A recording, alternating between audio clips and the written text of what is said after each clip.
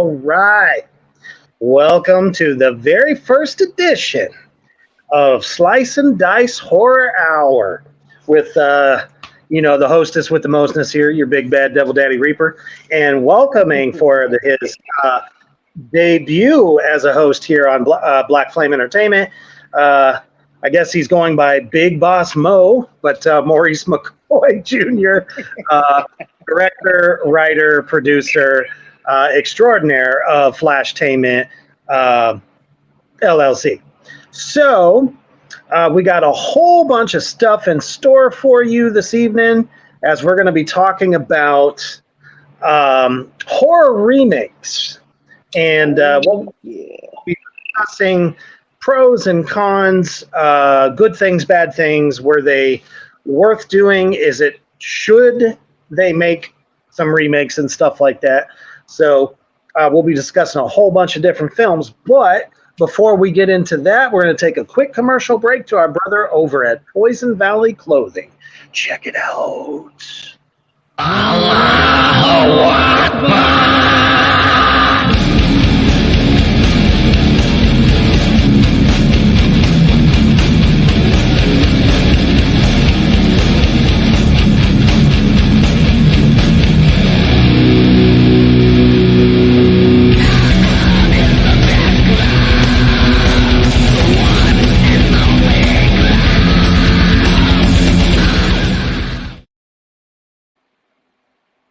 Right. So, like I've been saying for the past couple of weeks, he's been dropping new designs. He's got a new sugar goat skull T-shirt that is just breathtaking. So, if you like nightmarish designs and you love to wear that type of shit, please check out Poison Valley Clothing on Facebook and get those orders in. High quality designs, custom made for you. All right. And let's see who's out in the comment section. Kyler, what's up, brother? Glad you could join us on this first show. Wait now. Hello, Kyler. he's got a bone to share. I was coming up with horror movie ideas. What do you guys think of a living virus idea that he's coming up with? Well, I mean, being a director and a writer yourself, what do you think, Maurice? Well, seeing that we are in the post part of COVID, that would not be a bad idea to run with another virus-like infection like film. Oh, we could tie that in with what? Zombies, post-apocalyptic, COVID, that'll be a great, even though we had something similar to that, and I believe in 2004 or 5, I forgot which film it was. They were talking about COVID before COVID even happened.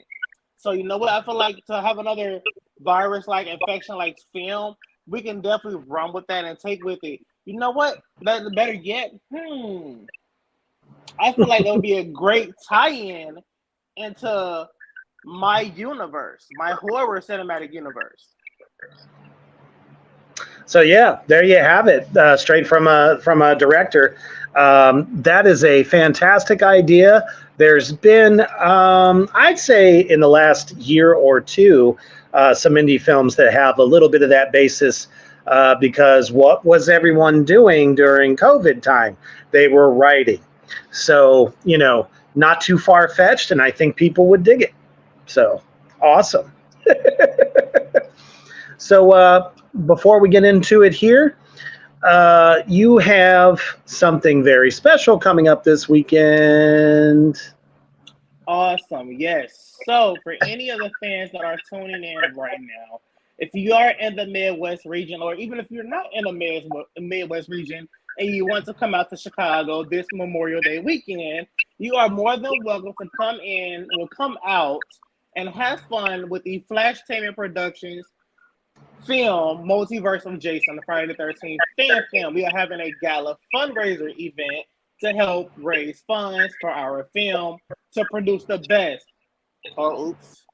I did not mean to say the best. To produce the ultimate Friday the 13th fan film. So we not only have one, not two, but three Jason Voorhees in this film. Now, you're probably thinking, how is that even possible? How can you fit 3 Jasons on one screen?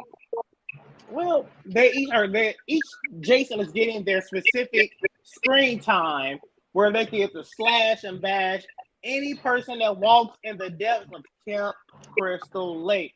But in order to make this film come to reality, we need your help, Friday fans. We need your help, horror fans, to produce the ultimate Friday the 13th fan film. And how can you do that? You can help us by going to our GoFundMe link that will be posted in later in this video, or you can wait until the gala to donate some funds, or also you can contribute funds by going to our Indiegogo that will be going live pretty soon. Absolutely. So there you have it. I would be there. I will be there in spirit. Oh. Yes. Unfortunately, I won't be able to attend, but those of you that are able, please do. And if you're not able to attend, like we said, we'll make sure to get that Indiegogo up there for you to check out as well. So now, all of you, welcome in as you're coming in. What's up, Michael Close? Says, what's up, guys? Michael Close, he is playing. Oh my God. So, little spoiler for those who do not know, Mr. Michael Close is playing the iconic Jason Voorhees from Part 4. Oh yeah. But there's a bit of a twist to his Part 4 Jason, which I shall not disclose because you guys have to wait till the film to see it. That's right. And don't forget, everybody out there, first and foremost, if you're watching, share this out. Share this everywhere. Share Slice and Dice Horror Hour anywhere and everywhere you can. The more people, checking it out, the better, because this is Black Flame Entertainment's only show dedicated to just horror. So, we want to try to get as big as we can with it, and with your help by sharing it out every week and keep coming back. We're going to keep having some awesome horror talks for you and some surprises along the way. And don't forget, there will be perks for that Indiegogo for this film. Also, especially some special ones from me. So keep checking out Reapers Underground for updates on possibly getting some one-on-one time with me, as well as some awesome Reaper merchandise. All right, let's get into it. Thank you, Kyler. I know you shared it, brother. Trust me. I know if you could, you would share it 50 million times, but once is enough, and we absolutely appreciate that shit. All right, so let's start. Kyler, we adore you. Absolutely, we do. All right, here we go. Our first film, Dawn of the Dead. That's right. Absolute classic film, and really didn't know what it was going to be like. I have to say, this one kind of caught me by surprise when it came out in the early 2000s. What was your initial take on it? So I felt like, they were trying to recreate the spitting image of Shaun of the Dead. I felt like they could have left that alone where it was. The CGI, the graphics could have been a little bit better, even with the era that it was in when they produced it. They could have left that alone to where they had better technology, more special effects to add to the gruesome effect of how the zombies looked. Like from the special effects, I will honestly, for me, because I know I live for the zombies, extreme blood and gore. But for me, I will give that one an honest 4 out of 5. I'm sorry, no, a 4 out of 10. I'm sorry. Okay, interesting. So that's why we're doing this show. Hey, thank you for joining us, Apex, on YouTube. Awesome, appreciate you. So you didn't feel that this directly was just a retelling of the original Dawn of the Dead? Yep. Interesting. That's actually the first time I have ever heard that. So I don't know. For me, obviously, the fact that they set it in a mall, I felt that it did capture the elements of that first film. Now, did they add comedy in there? And I think that's where you probably see that little bit of a Shaun of the Dead reference, because there was some comical stuff in this film, which actually I appreciated, because I don't know, if you go back to the original Dawn of the Dead, they didn't really have that. No, they didn't. To have any kind of comical moment or scene in any horror film now, it's like, okay, we can tell a great horror story, but we're gonna throw a little bit of comedy in there to show you guys, we have that satire. We can give you the laugh, the shits, and the giggles, because we don't want to keep you scared all 90 minutes of the film. So did you kind of feel like the original Romero classic was a bit too dry, except for all the, like, we're gonna be, just for everybody out there in Black Flame Land, we're comparing the new one versus the original. So let's see, where was I gonna go with that? Crap. So do you feel like I can tell you for one, if you were to ask me that back when I was 5 years old, when I started watching horror films, George scared the shit out of me. And I was sneaking at like between the late night hours, watching it with my father. I'm like, I don't like this. I don't like it. Daddy, can you turn? That scared the living shit. Even though you can see like it's dry, it's boring, there's not much to it. It was a concept of, the camera angles, and then the zombie just coming out of nowhere. That scared the living shit out of me. It would scare the living shit out of any child to be like late watching it by herself at that. Hell yeah. And that was, Romero's universe. He didn't really care about the kind-hearted stuff. And if there was a moment, a scene or two that seemed like it was kind of like, oh, everything's going to be all right, then all of a sudden somebody gets torn to bits. I mean, it was fucking fantastic. And that was what made it so great.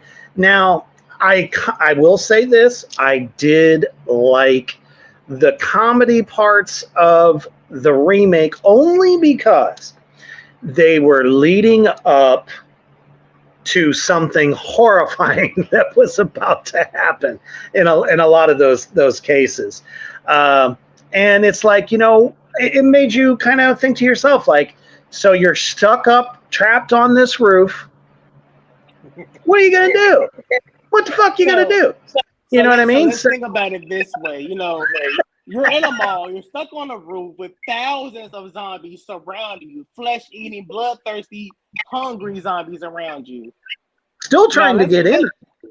So let's pick your choice of weapon. You're on the roof. So what would be your choice of weapon to defend yourself in case they got through or came up to attack you? What is your choice of weapon for survival? And this is a question that we'll pose to everybody out in the comment section as well. For me, I think having a blunt weapon, something that isn't going to run out of, ammo, that, once it's done, it's done. I would much rather have a melee weapon of some sort, whether it be a fucking baseball bat, an axe, a sword. Give me a 32-inch sword, and I promise you, my arm won't even have to extend far to chop those heads off. That's right. Because what do we all know about zombies? Once you get their fucking brains, especially their mouths, removed from their bodies, they can't do shit to you. Useless. So that's why I was like, dude is above a gun shop. And naturally, he's got this whole shit ton of ammunition. But, when it came down to brass tacks, he still got fucked up because Anytime he tried to get back down to his shop, he couldn't even get anything because the sons of bitches ran up in there on him. Oh yeah, it was at that point he knew he fucked up and called himself a failure. Mm-hmm. Michael Close says Shaun of the Dead came out after the Dawn of the Dead. I can't believe it. I thought Dawn of the Dead came out a lot. Wait, out a lot before Shaun. I just looked it up. And hey, you know what? This is not just a conversation between us, but with you all out there in the comment section too. We want to know what you think too. So we're, tell us, y'all out there in Black Flame Land, let us know what kind of weapon would you prefer if you were trapped up on that roof with these guys. So as far as, effects, I would have to give it a 5 out of 5. I mean, they knocked it out of the park, in my opinion. They didn't look hokey. To me, there was CGI, but it was done in a way that I felt that wasn't too over the top because there was still a lot of practical effects there. Okay, so you felt like it was good enough for the era that it came out in. Absolutely. The technology that we had at the time. Oh, yeah, for sure. And like Kyler actually said a little bit ago, don't forget about the horrible effects that were in the original Dawn of the Dead. And again, that's the point you just made. Maybe it was good enough in the 80s. That was okay. They didn't have the type of makeup that they did even in the 90s. You know what I mean? So when this came out, I definitely think it upped the game, but not too over the top. They didn't throw, too much that would never happen kind of shit. I especially love the Twitchers. So do I have any Twitcher favorites in the house? Because I thought they were great. It's like they're not quite dead, but they're fucked up enough that all they can do is twitch. Michael says, I might not be a twitcher, but I am a worm. I will get on the ground and worm around. Right. Makes them easier to kill, though, too. So overall, what would you give this film? Let's say 5 out of 5. Well, okay, so from a director's perspective on creativity with reimagining the film, yes, I'm going to give that one a 5 out of 5 on a director scale. Now on a fan scale or viewer scale, I'm going to give that one a 5 out of 5. But for me, for the time that it was in, and maybe I have to go back and watch it because that was me watching it years ago, and I haven't really refreshed up on it lately. I will definitely refresh up on that one and give you a better answer after I rewatch that film for sure. But I will rewatch it again for the special effects, for the CGI, and I have a better, stronger opinion for you with that one. But from a director's point of view and a fan point of view, a solid 5 out of 5. Absolutely, and I feel casting was very, very well done.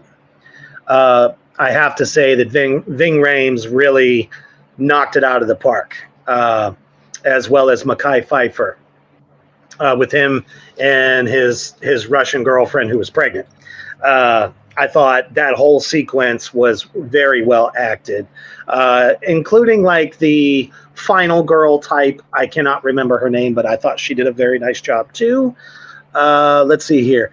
Kyler says a machete or a medium blade.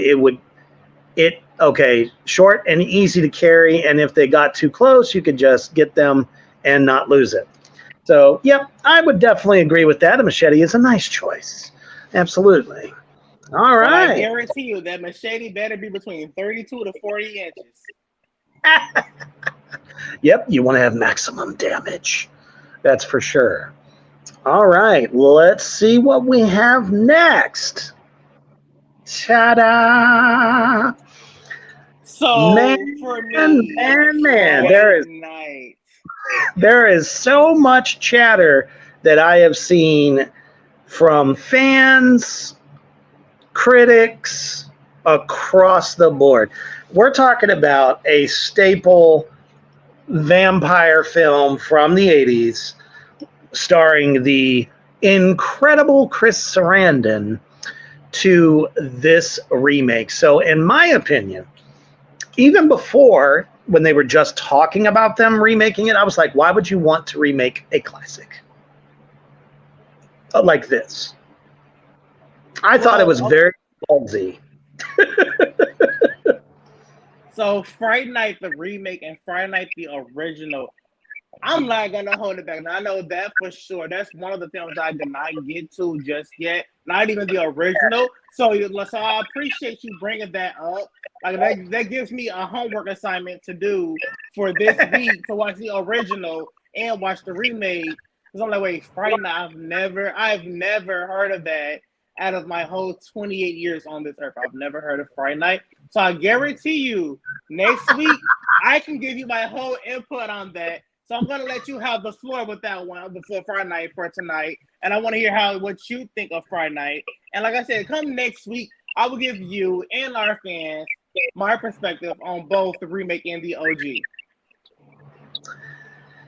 Well, okay, all the way down to the casting, I felt that the youngsters that they stuck in the iconic roles of Evil and William Ragsdale's character, Charlie, and Amanda Bierce's character as, oh my goodness, I'm going to shoot myself in the foot for not remembering that name. But her character is very, very important in this film.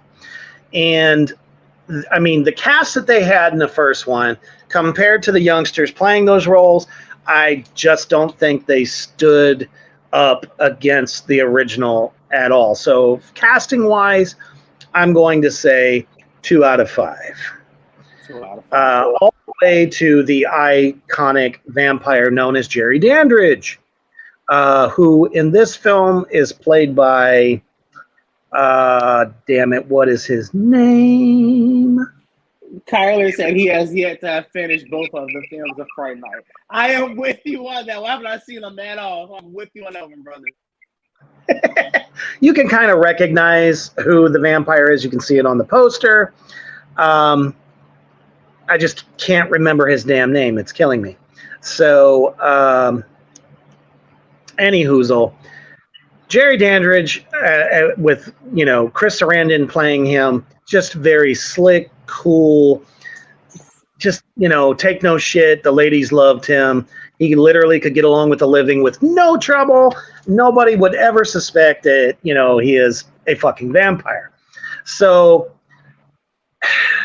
in this one, he plays like a blue-collar guy that is Colin Farrell. Thank you, Kyler. Colin Farrell is the one who plays Jerry Dandridge in it. And he's not the same. Not the same at all. It's so bad. And I think once you get to see both the original and the new one, you'll see that these two films are miles apart. Everything was very practical effects in the original, of course, because that was kind of like the 80s period. So with this one, CGI central. And you also have to think about Rodney McDowall's character, who was Peter Vincent, the vampire killer. So in this, so he's in the film. Okay, now I have to go do some homework. Okay, yes. I will definitely go do some homework. Yeah, he played like one of the heyday of these TV show hosts that would host late night horror movies, and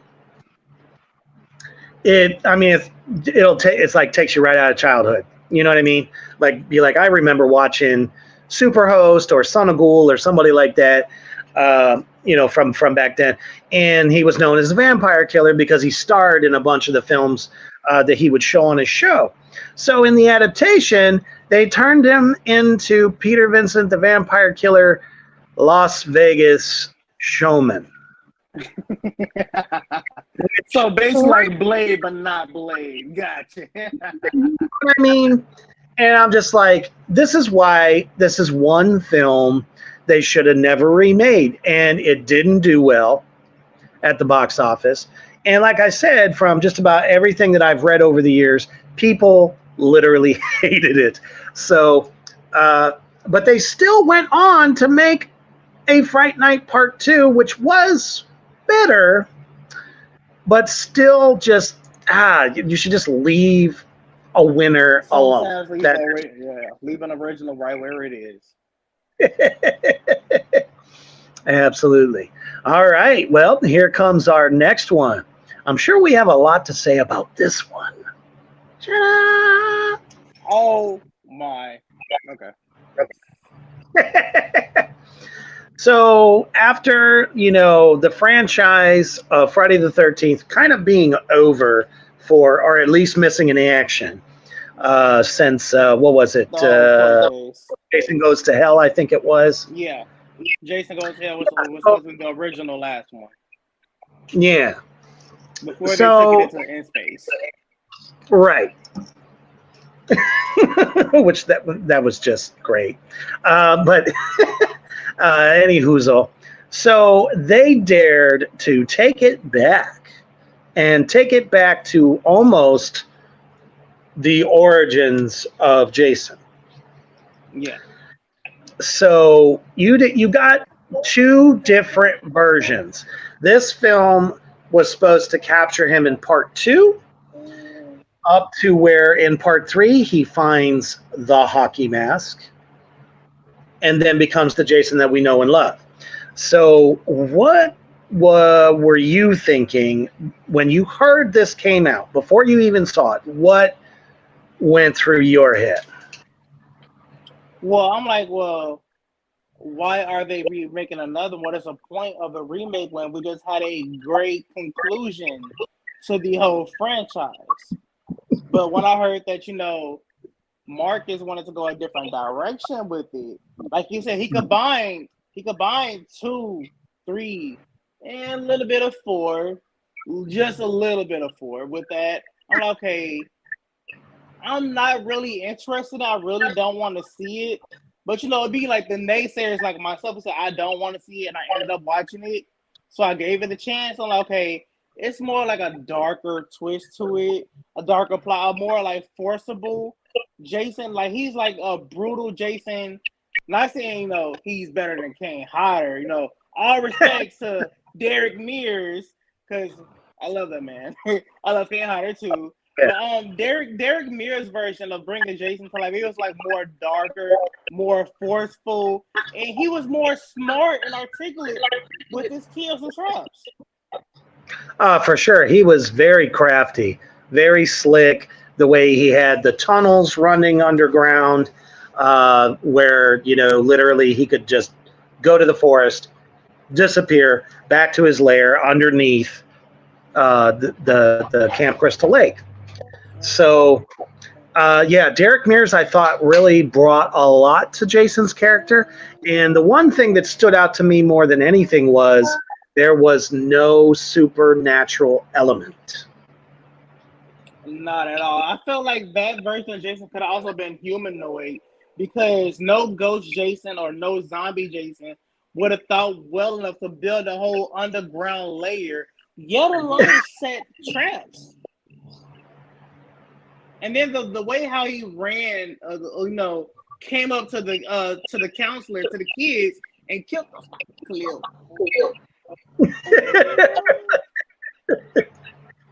I'm like, the way how he forcefully in the beginning scene where he caught Amanda Brigade's character. Mm-hmm. I'm like, the way how he ran up to her and the guy and just killed her and then sliced his head. I'm like, that is straight brute force. Yes. I'm like, what's next? Is he gonna be talking? That's what I was hoping for. Like, my initial reaction when I first seen that scene was, is he gonna be talking? We saw the run, we heard the little bit of a grunt, but is he talking? Now, they did do that in South Park. Yeah, they did. One of my favorite funny episodes. It was like, holy shit, they made Jason talk. What's wrong with you? But it was a funny episode. Uh-oh. Where'd you go?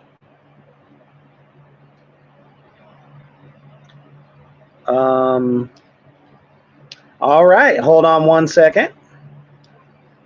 There we go. I don't know what happened there. Okay.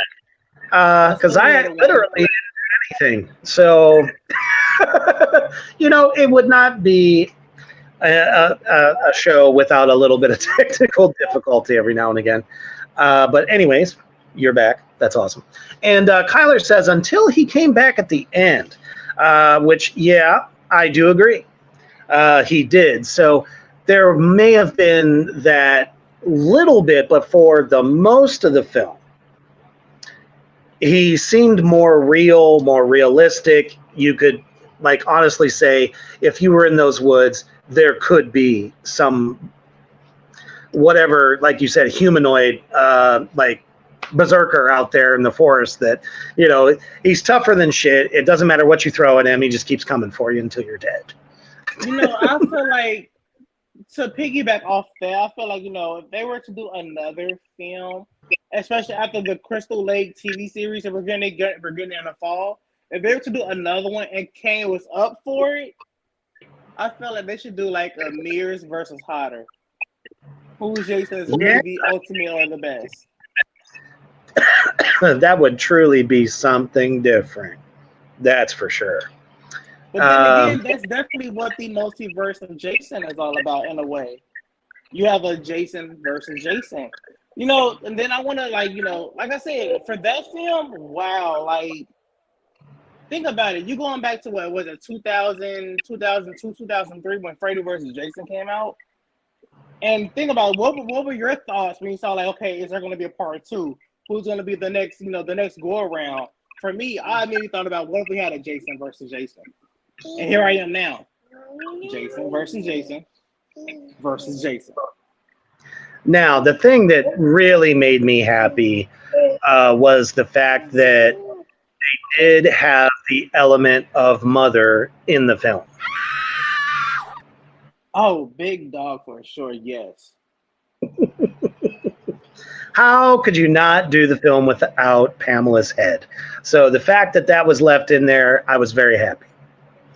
So, not a bad reimagining. I thought the cast was pretty good. Obviously, the kills were top notch casting choice from the guys to the girls. That was a perfect casting choice. I felt that everyone was suited to play the characters that they were definitely supposed to play. Jared nailed the role. Trevor nailed the role. Yes. Amanda, and I had a pleasure of meeting Amanda back at, Flesh? No. At Days of the Dead here in Chicago. Such a sweetheart, such a nice woman. And I even mentioned to her about the Multiversal Jason project. And she was like, sure, I would love to participate, or I would love to support when the film, when the Indiegogo comes up and, when the film is released. So there's the support. There's so much love and family involved in that franchise, period. So, it just goes to show you how tight and how much they support any fan films that are made, or anyone trying to continue, the legacy. I was kind of surprised too that there was no part 2, because I kind of felt that, the film itself was very solid and people loved it. It had all the elements, from the 80s films, teens, whatever, in their 20s out in the middle of the forest, whatever, maybe they weren't counselors, but, they were picking weed and whatever else. I thought that went really well. Fucking wait. Fucking wait. Dude, you're in the woods looking for some marijuana and you get killed by Jason in the process. Listen to Sister Christian. Oh my God. Oh, I'm not gonna give no spoiler. I just can't wait till we start filming this film. It's gonna be so many Easter eggs in Multiverse of Jason. So many Easter eggs. For sure. All right, let's move on to our next one. Now, this one I know for a fact that you did watch. So we're talking about Blumhouse's version. Oh man, Of that right Halloween. there. If I don't say anything, I'm gonna say that. Like that's the one film that literally fucked me. That film fucked me from front to back. I'm sorry. That film fucked me. I'm like, what? Wait a minute. We skipped from all the other sequels to now 40 years later. Exactly. We had H2O 20, but now we skip even that and go to 40. Like, how many times are we gonna kill Lori? Right. So it's like you had so many great sequels. I mean, part 4 was like, wow, right? That was the closer right there for me. I think for a lot of people it was too. Although once they killed him at the end, we're like, okay, we know he gets away under there somewheres. So obviously you're going to go and watch part 5, and then as things unfolded, you had the H2O and all that stuff, which was a really good sequel. I felt it was strong. The one I didn't care for. Oh man. Yeah, when they added in that kind of strange aspect to it, and there was some, mysterious cult that freed Michael from jail and all that stuff, I kind of got a little like, all right, this no longer makes sense. And then the one that they had with where it was a TV show and they were doing yeah, that one, I was kind of like,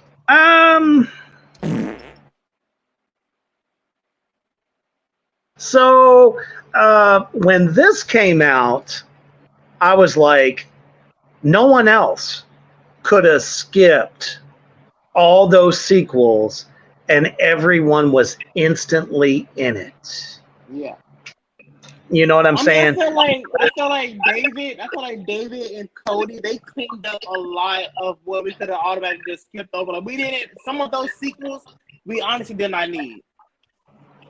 Absolutely. First one was great. Second one was pretty good. And the third one was what the fuck. Trust me, we won't even discuss that because that is a sore spot in my heart. The worst way to end a brilliant trilogy they could have ever have done. But anyways, so even let's take it a step before this came out. Rob Zombie took his hand. That scared the living shit out of me. Like, I'm sorry, like Tyler May. Tyler, what is he, 7 feet? He's a big. Like that was dark enough for me. Like, I'm never watching this ever again, not even by myself. Like, I love the dark. I love the scenes that are extremely dark and gritty, especially around the right time with Danny Trejo. The scene with Danny Trejo, like he was raising little Mikey. He knew little Mikey. Michael turned his back and killed him. Like, Mikey, no, why would you kill him? That would have been the one guy who would have had your back, even though probably helped you kill or whatever. Well, yeah, and there was just some elements to that particular remake that I just thought didn't need to be in the film, in my opinion. Oh, how he included, like, the part where he included his wife. I'm okay. What's the part where we have Mother Myers in the film and she works in a strip bar? We did not need that at all. No, that was way over the fucking top, in my opinion. And first of all, I'm sorry, Rob, your wife doesn't have to star in every film. She just doesn't. There are other actors. Like, she wanted to show her fucking tits. We don't want to see your tits. Let your husband, those are for your husband's eyes and his eyes only. Right, exactly. So it's like, damn, that kind of ruined it for me right there. Although when it comes to white trash, she does play that kind of role very well. I will say that. Um, wait a minute, what's he say? Kyler says the one question I have to ask: who taught Who him taught to? him how to drive? Oh, I've been asking that same question since the 1978 film. Who taught this man how to drive? If he's been locked up for 15 years. Oh yeah, it's like Dr. Loomis said. He's like, well, he was driving really well last night. I mean, obviously somebody taught him. I don't know. That's a tough one. But shoot, with as big as Tyler Mane is, he could have just fucking like Hulk jumped it over to wherever he was going. Literally, I'm like yo, like I feel for the cinematographer and the boom guys. Like you guys have to like stand up on ladders to get him in frame. I bet you they did. Thank goodness he didn't have to really speak. I mean, if you can hear clearly through the mask, he was talking, he was grunting, he was running. Like, what, Rob, what are you doing? Why is he grunting? Why is he running? Why do we hear him talking even a little bit in the mask? He's a silent killer. Exactly. There's a reason they called him the Shape. In the original Halloween, that was the character's name. It wasn't even Michael Myers. Of course, they called him Michael Myers. But when you see the credits, the casting, the character is So yeah, he was never meant to grunt or anything. So okay, so would you kind of include part 3 as an actual part 3 film, Season of the Witch, or would you say that that's a whole different film? Oh man, and I've actually heard somewhere through the webs that they might remake that third one. I don't know why. Personally, I feel it's about the mask, but it wasn't the Shape's mask. It was about the witch, the pumpkin, and the clover. Exactly.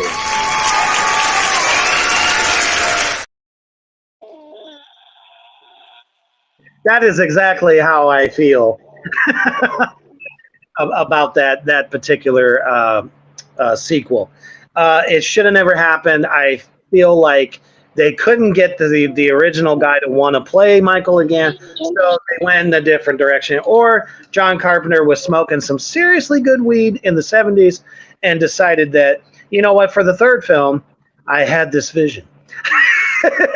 Yeah, but I also heard there's a rumor that's been going around for longer than me, so about 28, 29 years now, that there's an actual part 3 still on the shelf somewhere in Hollywood. Like they made a whole part 3, but they never released it. Probably because they took one look at it and said, what the hell are we trying to do here? No, this will never work. So keep it on the shelf, people. Keep it on the shelf. Yeah, like, I don't know which video I was watching. I'm about to go back and really find it. But they said they legit filmed the part 3 after Michael. They said Michael basically escaped the fire. Gotcha. So I'm like, did he escape the fire? So why don't we see that film? Like, we skipped part 2 going right to part 3. Like, we don't know what happened after the hospital, after the fire. That's the part I really want to see. Mm-hmm. So with this new one that's 40 years, in the future, I gotta say, solid cast all the way around. You have the original Michael, which badass. Yep. And of course, Jamie Lee Curtis, reprising her role. And all the way down to her daughter and then her daughter's daughter, I thought were all solid cast choices. They sold it well. The storyline. Judy Greer was definitely a perfect cast to join the production. And I believe, what was her name? Allison Mack, if I'm saying it right. Definitely a solid choice to play the granddaughter. Big time. All the way down to the guy who played her boyfriend, her parents, all that stuff. I just thought the script was genius. The fact that you had off the chain. a darker version of a Dr. Loomis, which was the last guy working with Michael, and he ends up. Mr. Malcolm McDowell. Oh, I cannot wait to meet that man. I gotta shake his hand personally. Like, yeah. Effects, kills, 5 out of 5, all the way around. This I'm was giving that from director's point of view to fan point of view, special effects. I'm giving that a motherfucking 10 out of 10, all the way around the board.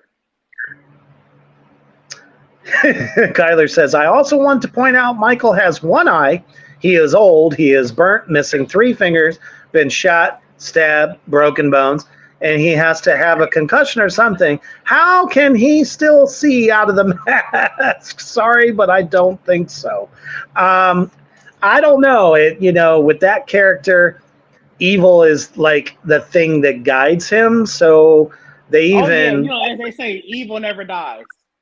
Right. So, there is a supernatural element to Michael, obviously, because he just keeps coming back. I mean, shit, at the end of part 4, he had death by firing squad. I mean, anything from police shotguns to high-powered rifles, handguns, multiple shootings. He still gets up and walks away. So, let's not forget, he fell from a 2-story building more than once. So, yes, there's definitely concussion in there. You would think, but then again, it's like his body is just a vessel of evil. That also brings me to another question that still kind of relates to Halloween 2018. So, with the timelines that we do have, because we have different timelines. So, in the original timeline, she had a son, John Tate. Right. Now, I want to know where if they were to go back to that timeline, where will we be with that timeline? And then the new timeline with Allison's character. Because oh wait, let me not forget Danielle Harris. So there's 3 timelines. Yeah, that was supposed to be Laurie's only child. Daughter, yeah. So we removed a daughter, we removed a son, so they never happened. Now it's just the one daughter and then her daughter. So it's like totally eliminated 2 characters, 2 human beings that apparently never existed. That's why I said Blumhouse was truly the only film company that could have pulled this shit off, because you literally removed a wealth of history from the franchise all in one film. Yeah, David said, you know what, fuck that. We're going to eliminate all the other sequels and give the fans what they truly wanted, to see a continuation story between Michael and fucking Laurie. Well, and, let's face it, Blumhouse didn't lie about it. They said, we're not remaking the film. We're taking you and giving you backstory that this is what really happened. And people loved it. I have to say, I give this one a 5 out of 5. All the way around. So a 5 out of 5 on that. Now, what would you rate, for Kyler, what would you rate Halloween Kills and Halloween Ends? Now, this is the part that we're going to have a real debate about, because I love Halloween Kills and Ends. Halloween Ends just really, really, really spoke to me on a whole different intellectual level, because I understood at that point, Michael, he's old as fuck. Michael basically went into hiding after Kills. Michael said, you know what? I'm done. I'm going to hide. I'm just going to die in old age. But Corey didn't let him. Michael wanted to die. I feel like Michael wanted to die in old age. Corey said, no, I want to go find this man and basically become him.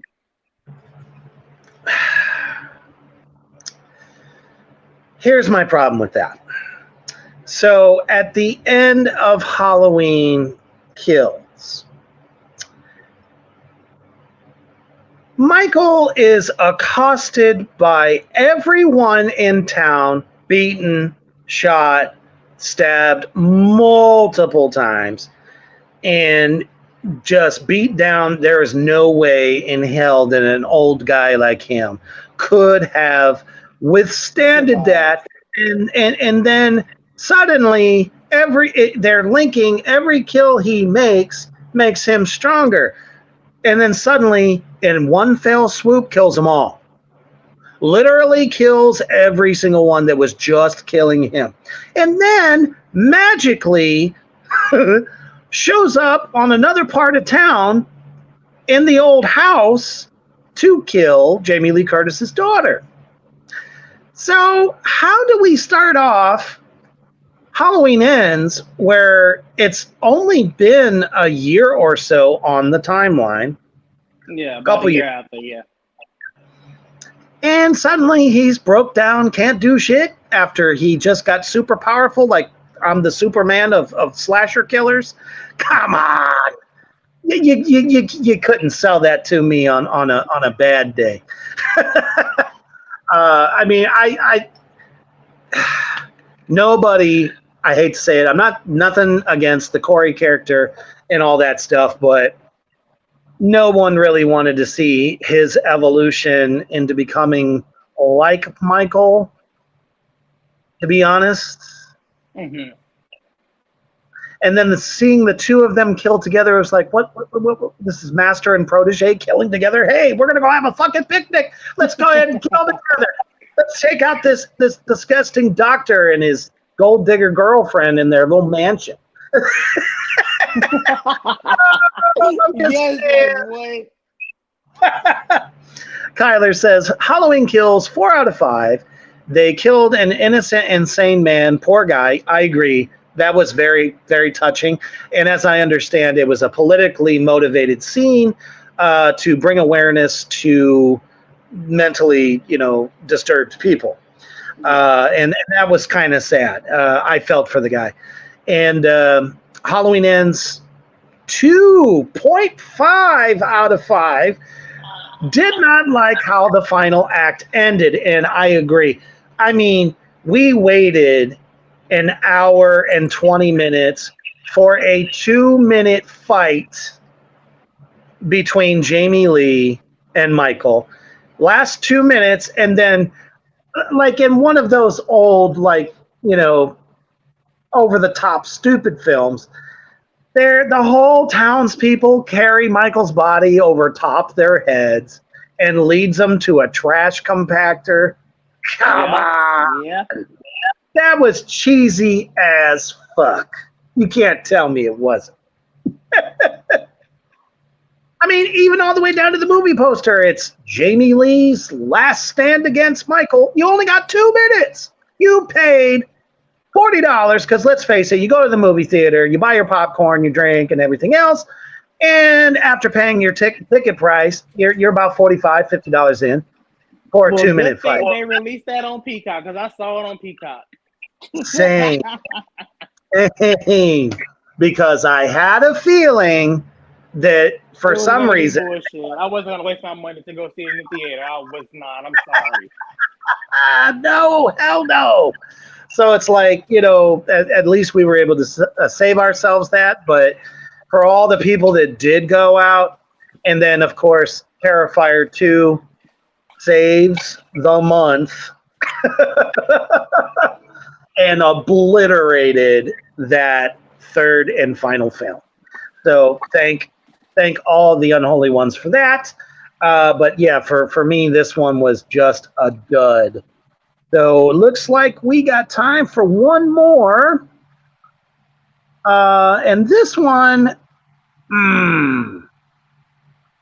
let's do this one. Oh, my God. Another 80s classic that when I found out that they were going to remake it, I did not know what to expect from this. I was hoping that they would try to stick to it as close as possible I mean, obviously it's modern times, so they didn't have it set back in the time that the original film came out, which is fine. Still, you Mm-hmm. have a nice little, fishing town, overlooking the ocean, somewhere in New England, Um, but I can just remember watching the original Fog, and just from the jump, when you got the old man who was a brilliant fucking actor for so many years, Jonathan Houseman, telling the story of what happened in that town to the little kids around the campfire. So as a little kid, when I was watching that, I was like, "Oh shit, I'm in for a hell of a ghost story." So You the, didn't get. the only concept I still really wouldn't understand as much. Maybe like I said, maybe I'm gonna have to retouch up on the premises of the fog, like the fog being the premise of there being the killing. So yeah, I'm gonna have to retouch on that one because there's still a few things that I still not fully understanding because I saw that one. I saw the OG one once. I Uh saw it huh. once, and now that was over for me. The last time I saw the original one was 2010 because I watched Oh it god, for a class project. nice. Um, film studies class, yeah, film studies class is what I had it for, and we were watching, we were discussing, what was the purpose of there the fog being in the film, the title of itself, what was the purpose of there being killing within the fog, or then like is it like kind of similar to the mist? So I'm like, I still don't grasp the concept on that one.